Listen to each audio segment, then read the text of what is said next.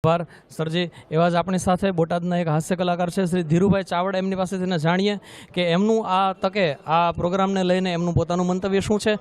માન્ય શ્રી ધીરુભાઈ ચાવડા, આજે બોટાદના આંગણે જે પહેલ થઈ છે ને, મારા શબ્દો પ્રમાણે કહું ને તો આ એવોર્ડ નહીં પણ આ છે ને કલાનો યજ્ઞ કહેવાય આ છે।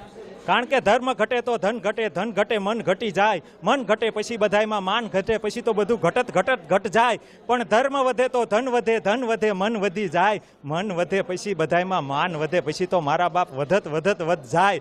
આ પાંચેય મિત્રોને દિલથી ખરેખર જે આ કાર્યક્રમ કર્યો ને અને આ જે પહેલ કરી છે ને, તે તમામના ચરણોમાં એક કલાકાર તરીકે બધાય વતી હું એમ કે આ જે વિચાર આવ્યો ને એમના વિચાર ન આવે, તમામને પાંચેય મિત્રોને હું ખૂબ ખૂબ અભિનંદન પાઠવું કે આવો એમને વિચાર આવ્યો અને જે આ એક કલાને પ્રોત્સાહિત કર્યો તે બદલ તમામ મિત્રોને, નરેશભાઈ છે, ભૂપતભાઈ છે, તમામને ખૂબ ખૂબ આભાર માનું। જય હિન્દ, જય ભારત, ભારત માતા કી જય। ખૂબ સરસ, આભાર ધીરુભાઈ।